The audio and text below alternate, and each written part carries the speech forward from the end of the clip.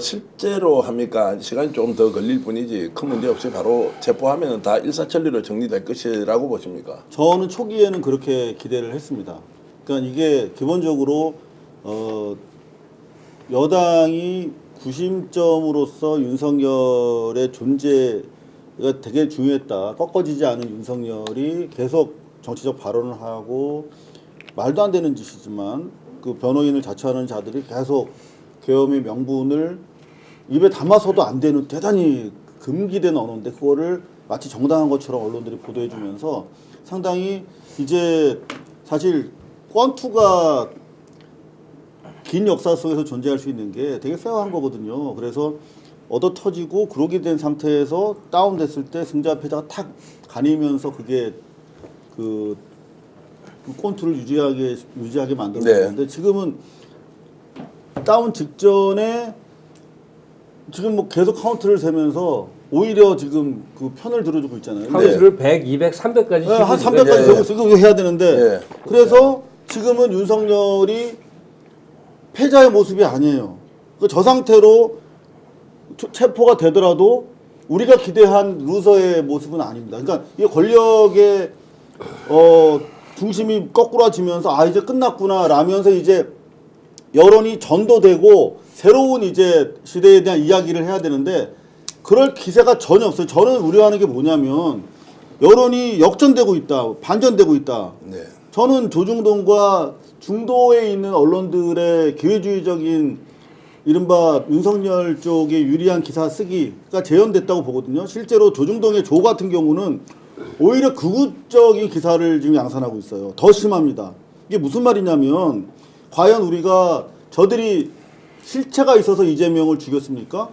이재명은 아무런 실체도 없는데 죽이고 범죄자를 만들어서 재판을 5개를 지금 진행하고 있어요. 네. 우리가 상식적으로 봤을 때 아무것도 아닌데 그렇게 만들었단 말이죠. 그렇게 만든 자들이 여전히 힘을 가지고 이번에 또다시 윤석열을 살리고 영웅시하려고 지금 추진하고 있는데 그게 먹혀들고 있다는 거죠. 저는 대단히 위험하다. 그거를 우리가 가짜뉴스 차원에서 대응하는 것도 너무 수세적이야. 제가 봤을 때 지금 오늘 보면은 수명재판관이죠. 이미선 재판관이 대단히 중요한 역할을 하고 있는 분인데 그분이 무슨 마치 민주당 편들어가지고 내란죄를 없어진 것처럼 상당히 그렇게 믿고 있어요. 그런데 이 와중에 이종배라고 하는 고발 전문꾼이 고발했어. 근데 검찰이 배당했는데 그걸 가지고 전 언론이 마치 이미선 수명재판관이 무슨 문제가 있어서 수사가 착수된 것처럼 보도하고 있어요. 조만간 이미선 재판관에 대해서도 기피 신청하거나 그러면 그게 타당성을 가지고 또 다른 라운드가 시작될 겁니다. 이런 식으로 지금 우리가 하나하나 거론하기도 어려울 정도로 엄청난 가짜뉴스들이 이쪽으로 우리를 폭격하고 있는데 우리는 아주 합법적인 테두리 안에서 절차적으로 대응하느라고 우리 지지자들 그리고 민주 회복을 염원하는 사람들한테 지금 고구마를 안겨주고 있는 상황입니다. 자, 그래서 어떻게 하면 됩니까? 그럼 지금 이 순간에 지금 어떻게 하면 돼요? 투트랙이에요. 그러니까 예. 민주당은 법을 지키기 위해서 존재하는 당 같아요. 제가 봤을 때는. 그걸 뛰어넘는 방법은 지난 문재인 정부 때부터 지속적으로 어떻게 하면 저 수구 조중동으로부터 덜 얻어맞을까. 항상 자기들 공격하고 있는 저 야당으로부터 어떻게 하면 덜 욕먹을 까만 염두하고 있는 사람들처럼 우리가 공격적으로 개혁을 하거나 공격적으로 나아가면서 아젠다를 계속 만들어 나가야 되는데 지금 우리가 탄핵 반대 세력이 만드는 아젠다를 추수적으로 지금 쫓아가고 있는 게 탈반 아니겠습니까? 자, 이렇게 끌려가고 있는 상황에서 그러면 김갑수 선생님 어떻게 하면 됩니까? 민주당이 이제 대표적으로 지금 정당에서 활동을 하고 있으니까. 제 답변을 드리면요. 모르겠어요. 모르겠다. 왜 이런 얘기를 드리냐면 제가 과거의 민주당이면 상당히 의구심을 많이 품었을 거예요. 왜냐하면 그 안에는 여러 세력들이 있어갖고 그 당시에 이제 다른 이름이 없겠지만 국힘 쪽하고 내통하는 사람도 있고 그 다음에 요 국면이 그냥 별로 해결되지 않고 가는 게 더 이득인 사람도 있고 다른 그러니까 너무 구구리 잡탕이어서 민주당의 어떤 선택과 판단을 사령부로서 못 믿겠거든요. 근데 지금의 민주당은 태도는 분명해요. 근데 능력이 얼마나 있는지에 대해서 모르겠어요. 네. 일단 사령관이라고 했으면 이재명 대표가 계속 신중 행보를 보여왔단 말이에요. 나는 그거는 차후를 대비하는 현명한 자세라고 늘 봐왔어요. 그리고 또 그분에 대한 신뢰가 있고 그래서 근데 상황이 이렇게 좀 아슬아슬하게 돌아가는 걸 보니까 민주당의 처신과 선택이 꼭 잘하는 것만은 아니지 않은가? 하여튼 여러 의구심이 드는 와중이에요. 자, 이제 이런 상황에서 여러분 지금 동접 10,000명을 넘어서서 11,000명 정도 되는데요. 제가 이제 매일 유튜브 채널 언론사의 시청률 또 조회수 이런 걸 직업적으로 보는데요.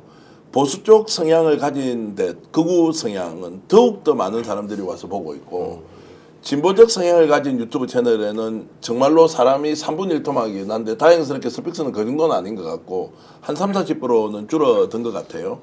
그래서 더 열심히 봐야 하는데 이게 실망으로 볼 거냐 아니면 우리는 할 만큼 했으니까 기다리면 된다고 우리가 그냥 생각하면 되느냐 이런 것들을 좀 판단을 해야 하는데 저는 솔직히 힘이 전혀 안 빠지는데 여론의 흐름이나 이런 걸 보면은 탄핵 세력들이 힘이 좀 빠졌다라고 하는 부분은 김정욱 박사는 어떻게 보세요? 뭐 저는 일정한 좀 착시가 있다는 생각이 착시 현상 예. 들어요. 왜냐하면 소위 이 말도 안 되는 내란을 최초로 막았던 것들은 어떤 형태로든지 시민들과 국회의원들이었습니다.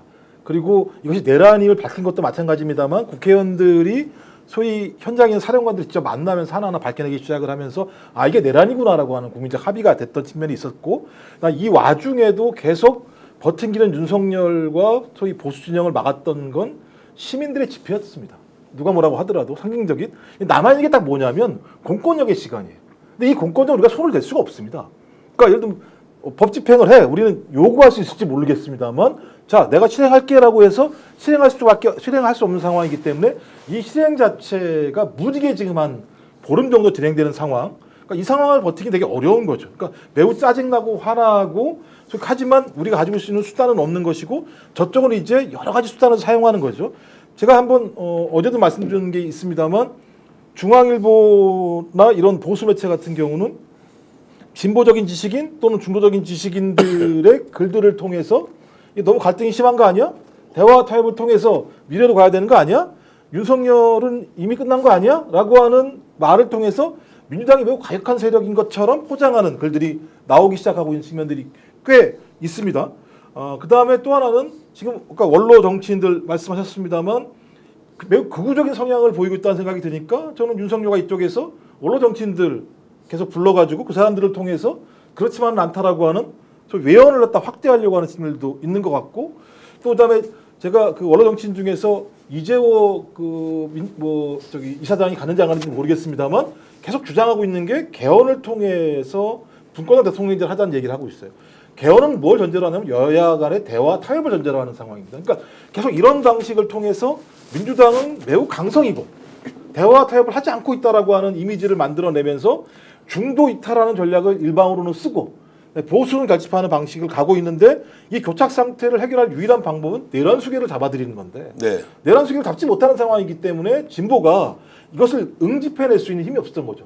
키세스 같은 경우는 응집을 했었습니다만 그 이후 제가 이거 버틸 만한 힘들을 지금 못 만들고 있는 측면이 분명히 있어서 저는 뭐 이번 주에 아까 김관수 선생님 말씀하셨던 것처럼 이번 주에 공조본에서 얼마만큼 소위 내란 수계를 확실하게 잡아낼 수 있는가의 문제가 저는 중대한 변곡점 중에 하나가 될 거라고 생각이 들어요.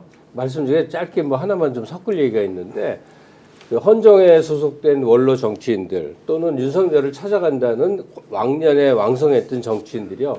그 사람들에 대해서는 우리가 아주 분명하게 얘기할 수 있는 게 있어요.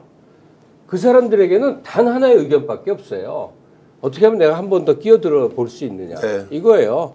그러니까 이 헌정 회장 우리가 잘 아는 그 인물 정 모시기부터 해서 다 개헌을 하자 뭘 하자 모든 의견은 그걸 통해서 나도 한번 다시 나이가 이제 80대가 됐지만 뭐 76살이지만 74세지만 뭐라도 한번 다시 해볼 수 있는가 오로지 거기 하나에 끼어 있어요. 그래서 그것들 의견 별로 귀담아 들을 건 사실 없습니다. 스픽스는 말하는 언론입니다. 대세는 유튜브, 그중에서 스픽스.